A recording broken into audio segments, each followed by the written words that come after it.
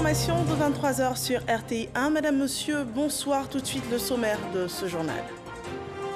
Le premier conseil des ministres du nouveau gouvernement s'est tenu ce jour. Les 37 personnalités qui composent la nouvelle équipe gouvernementale devront relever le défi d'une Côte d'Ivoire solidaire et compétitive.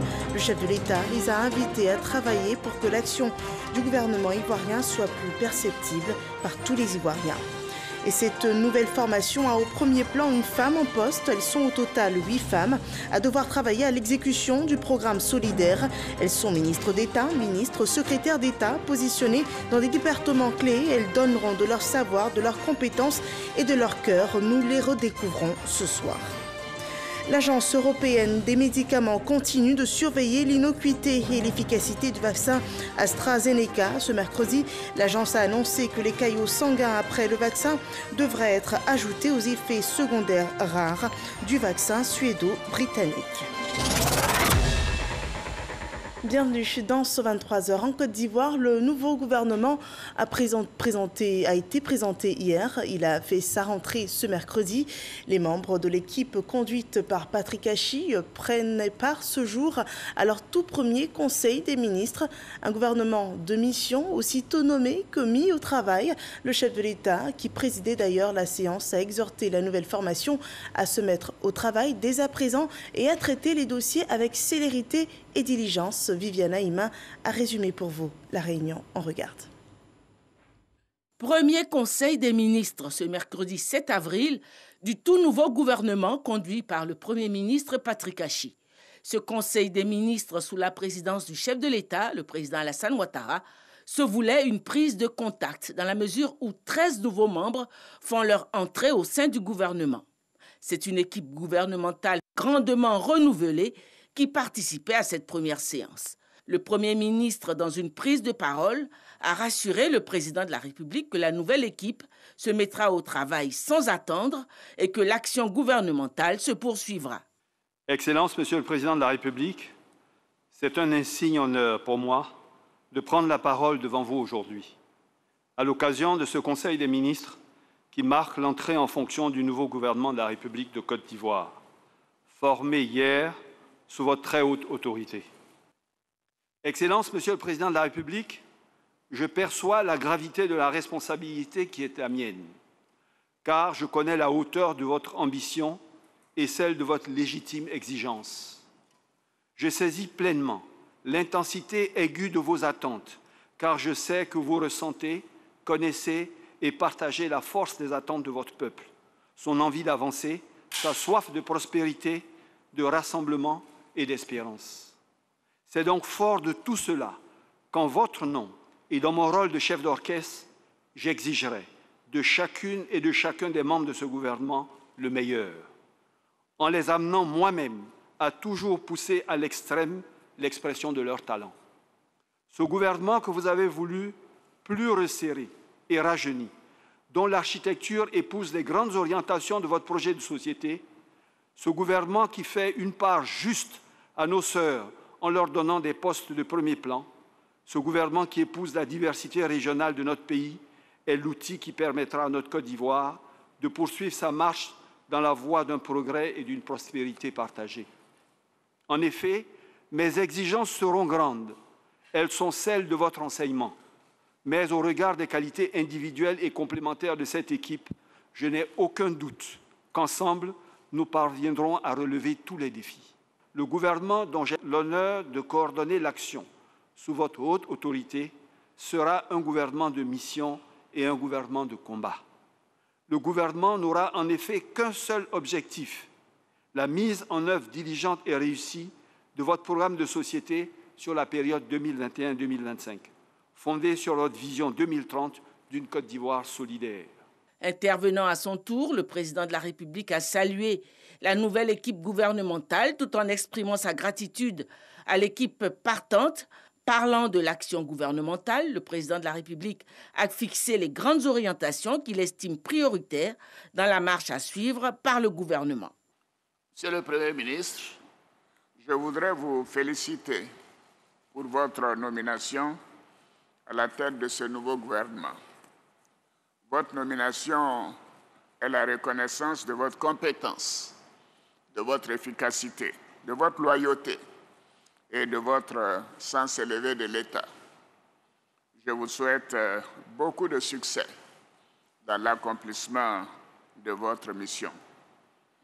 J'adresse également mes vives félicitations à tous les membres du précédent gouvernement qui viennent d'être reconduits, ainsi qu'aux ministres et aux secrétaires d'État qui viennent de rejoindre l'équipe gouvernementale.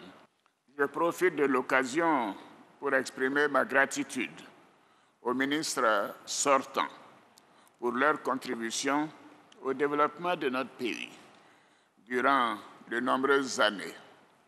Grâce à eux et à toute l'équipe gouvernementale, notre pays a connu un essor et des progrès considérables au cours de ces 10 dernières années.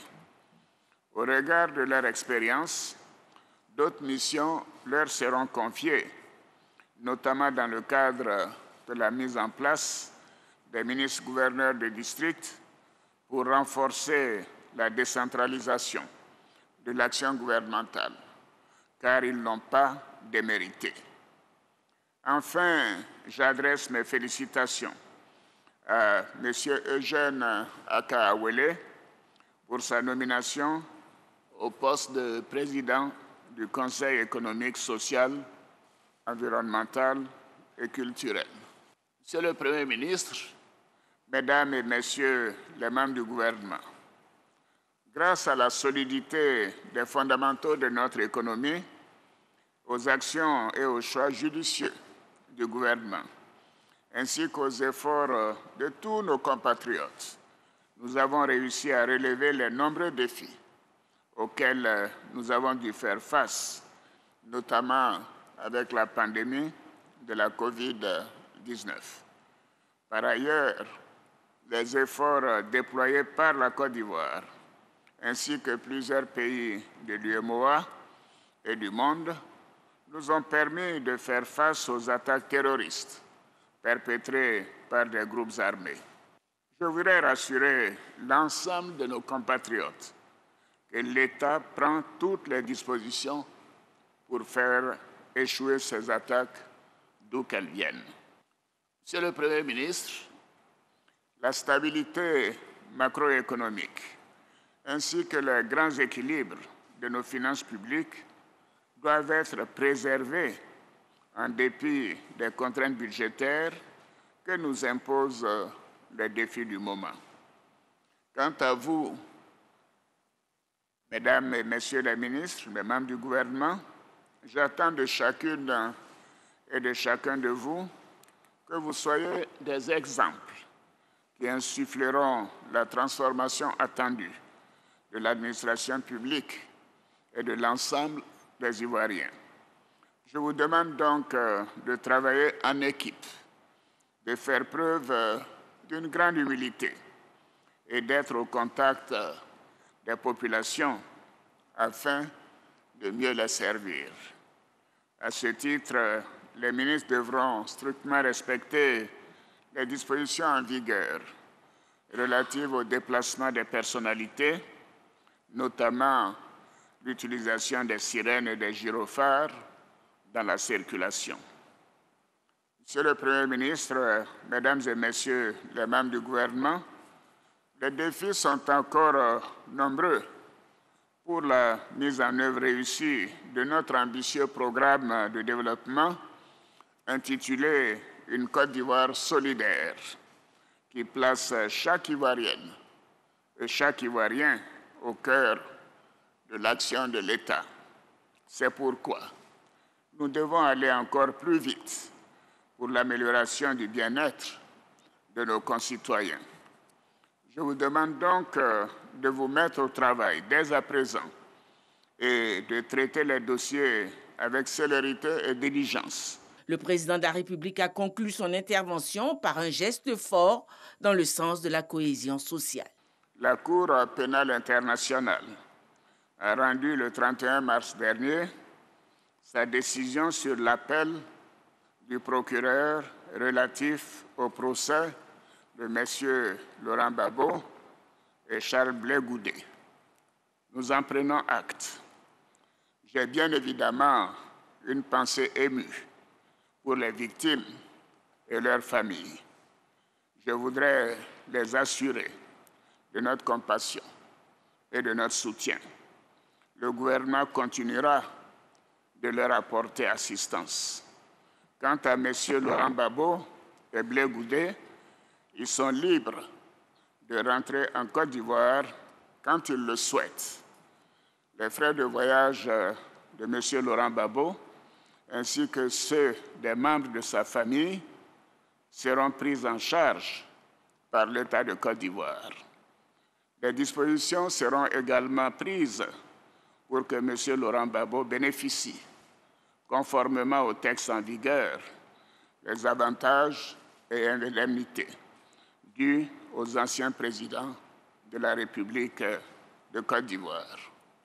Après ces échanges préliminaires, le Conseil des ministres a tenu sa séance. Le nouveau porte-parole du gouvernement, le ministre de la Communication, Amadou Koulibaly, a présenté le compte-rendu du Conseil à la presse.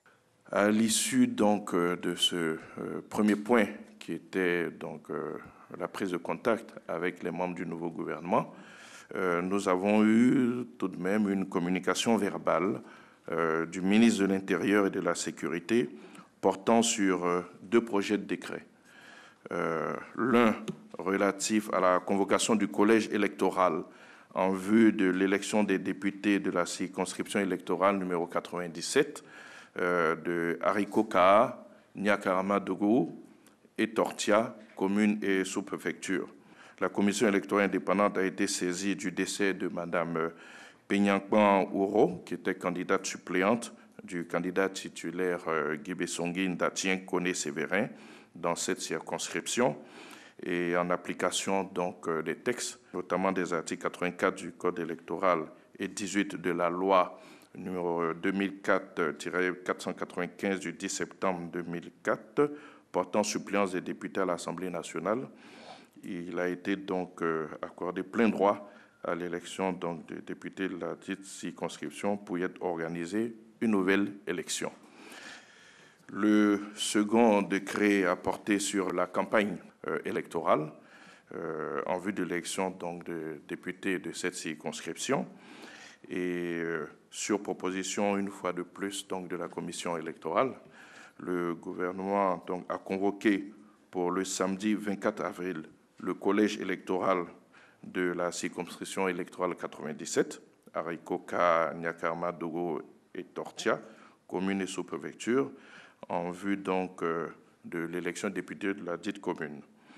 Et toujours sur proposition de la commission électorale et conformément à l'article 28 du Code électoral, il a été proposé au gouvernement de fixer la campagne à 3 jours. Le nouveau gouvernement est déjà de plein pied au travail. Voilà, ainsi résumé le premier conseil des ministres du nouveau gouvernement, une réunion qui avait pour ordre la prise de contact entre les nouveaux ministres et le chef de l'État. Ce nouveau gouvernement constitue la première équipe conduite par Patrick Achi en sa qualité de Premier ministre, chef du gouvernement. 24 personnalités sont reconduites et 13 nouvelles personnes entrent dans le gouvernement. Ces derniers ont fait leur premier pas au palais présidentiel ce matin.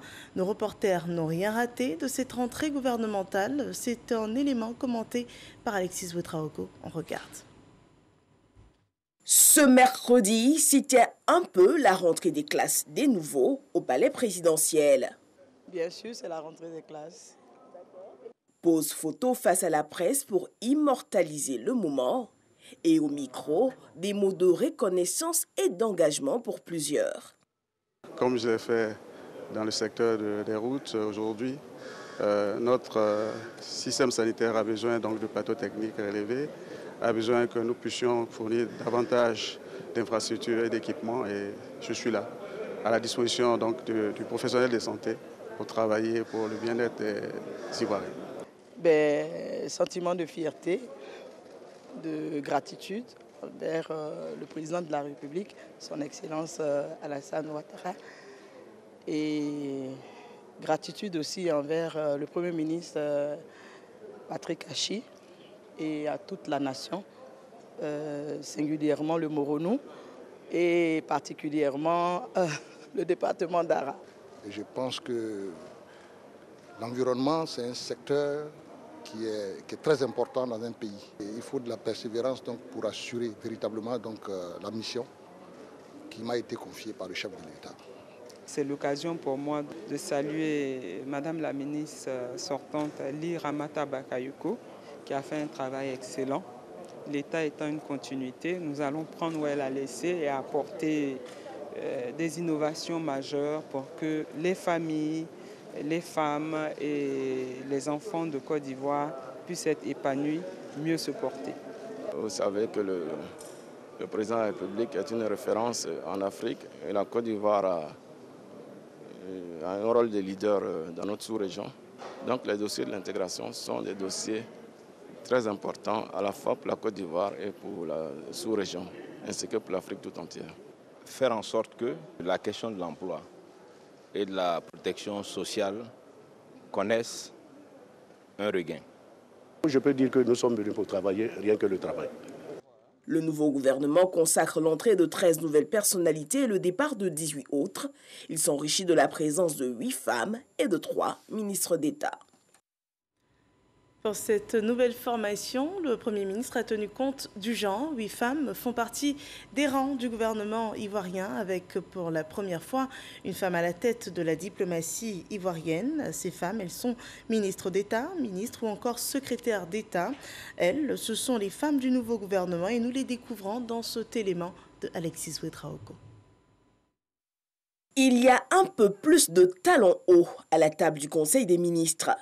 Elles sont désormais 8 femmes au sein du gouvernement qui devront relever les défis à elles confiés.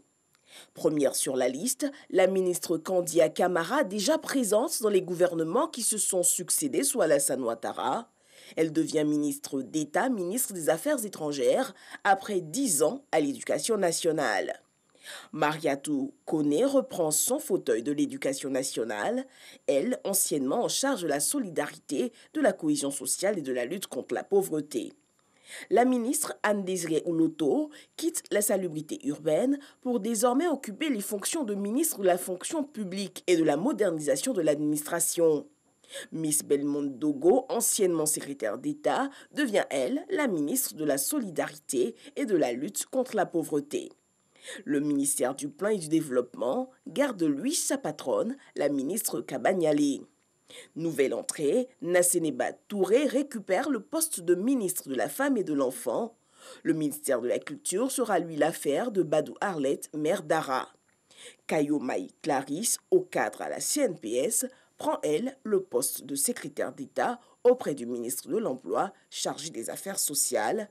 Et ces 8 femmes sont bien déterminées à relever tous les défis. Je vous propose à présent le portrait de quelques-uns des nouveaux entrants au gouvernement, démarrant par Adama Camara. Il a la charge du ministère de l'Emploi et de la Protection sociale. Mahama Traoré résume son parcours. Avant sa nomination ce 6 avril comme ministre de l'Emploi et de la Protection sociale, Maître Adama Camara était conseiller spécial du Premier ministre chargé des questions juridiques, une fonction qu'il exerçait pour le compte d'un défunt Premier ministre Seydou Eliman Diarra, Amadou Gon Coulibaly et Ahmed Bakayoko. Cet avocat spécialisé dans le droit des affaires a assisté le gouvernement ivoirien sur plusieurs dossiers, notamment dans les secteurs des transports, des mines, de l'énergie, de l'économie et des finances. Dans son rôle de conseil de l'État, Maître Adama Camara a intervenu sur plusieurs dossiers, entre autres la réussite de l'opération de levée de fonds de 130 milliards de francs CFA pour l'entretien routier, la restructuration de la dette intérieure, la réalisation du terminal à conteneurs du port de San Pedro, la négociation du projet de centrale à biomasse de 46 MW. Sur le plan politique, l'avocat âgé de 57 ans n'est pas moins actif.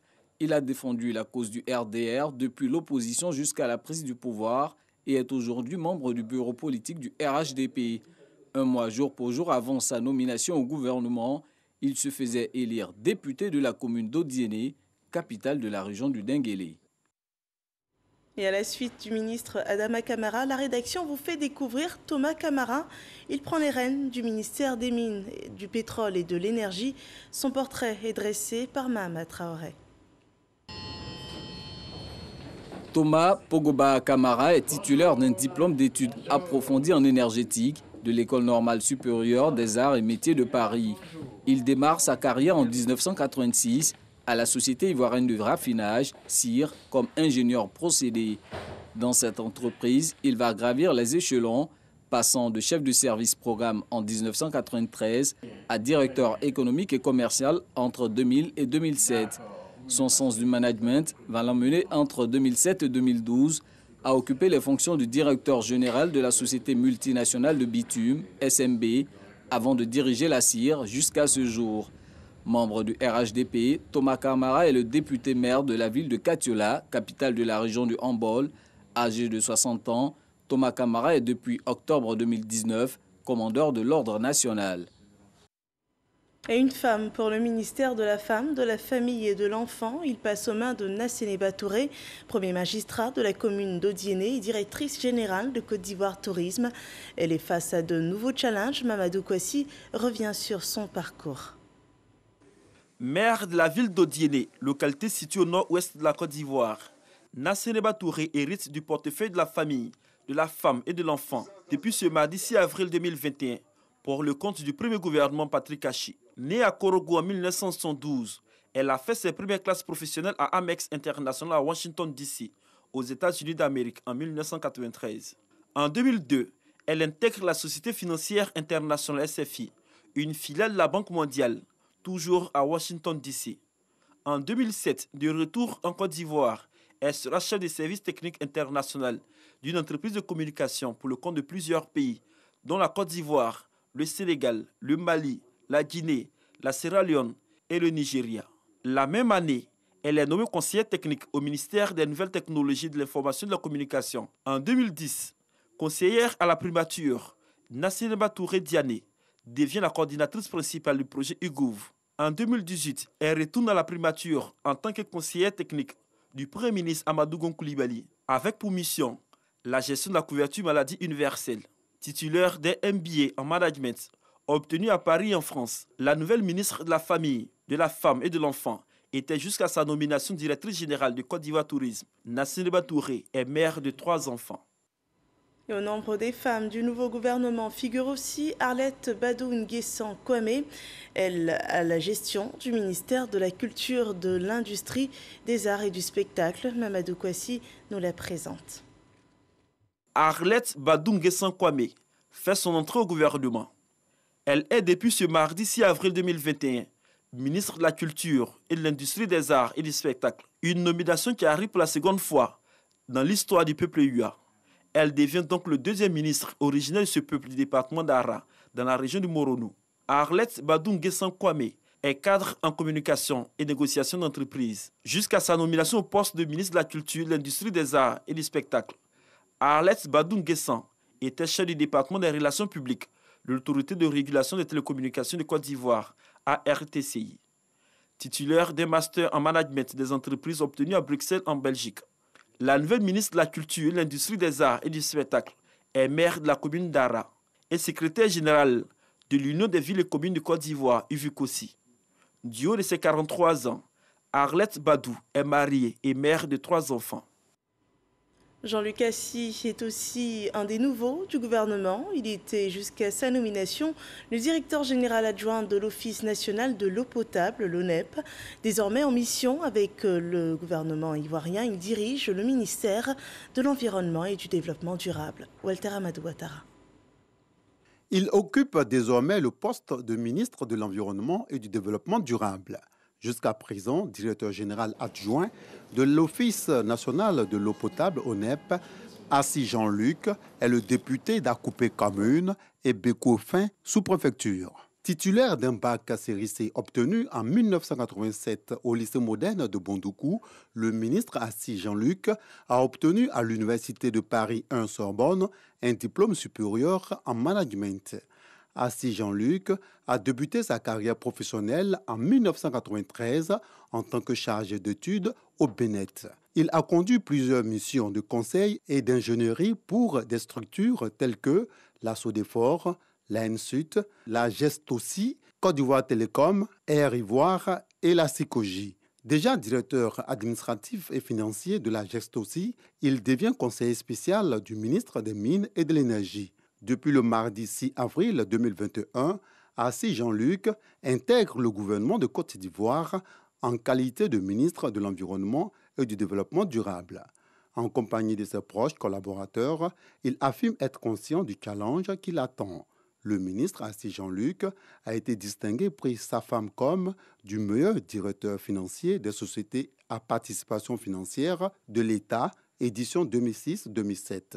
Il est marié et père de 7 enfants.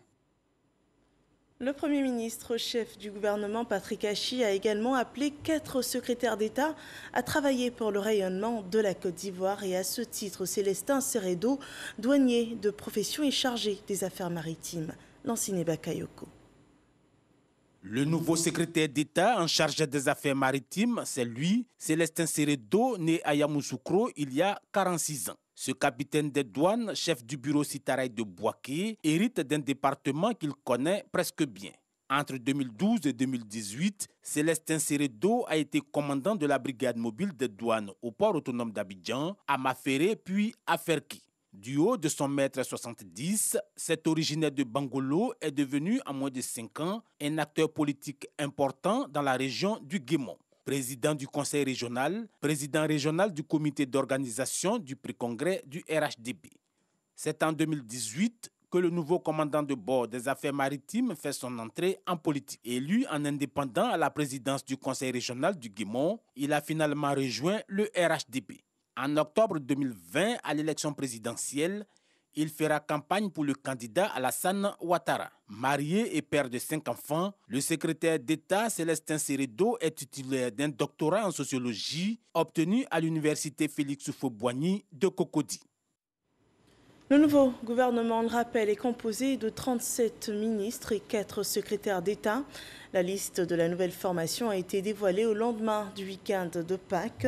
Après la célébration de la résurrection du Christ par les chrétiens, le peuple baoulé a fait de cette fête de Pâques un grand moment de retrouvailles dénommé Pakinou. Et Pakinou, pour l'occasion, à Djekanou, c'était un week-end au rythme du Festi Pakinou, un événement que raconte Abou Sanogo. Ce festival a pour objectif non seulement de promouvoir et vulgariser les valeurs du département de Djekanou, mais d'offrir au grand public et aux opérateurs du secteur de la culture et du tourisme des opportunités d'affaires. Festi Pakinou Djekanou a été marqué par plusieurs activités, notamment l'opération d'île propre. Toutes les artères de la ville et les sites qui abritaient les dépôts sont passés au peigne fer. Autre temps fort de ce festival, la remise de dons à l'hôpital Aou Catherine pour la lutte contre la Covid-19. Les personnes du 3e âge n'ont pas été oubliées. Dernière étape, le football, avec 2 matchs, l'un féminin et l'autre masculin. Le clou du festival fut le festival des grillades, qui a rassemblé sur un même plateau plusieurs artistes. Festi Pakinou a été organisé par l'Association des travailleurs de Djekanou en partenariat avec la mairie. Et maintenant, le point de la situation sanitaire en Côte d'Ivoire.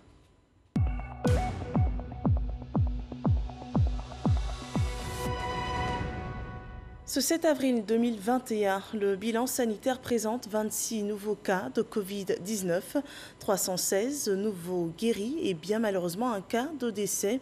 À ce jour, le pays compte 44 880 cas confirmés, dont 43 446 personnes guéries, 257 personnes malheureusement décédées et il reste encore 1177 cas actifs. Le dernier point de la campagne de vaccination lui présente un total de 53 071 personnes vaccinées contre la Covid-19 dans le pays.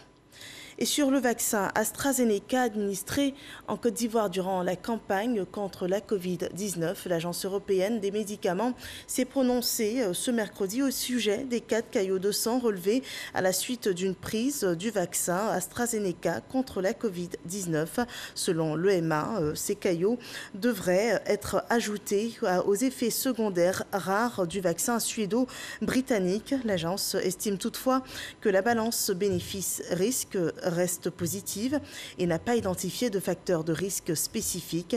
Jusqu'à présent, on note que la plupart des cas signalés sont survenus chez des femmes de moins de 60 ans dans les 2 semaines suivant la vaccination.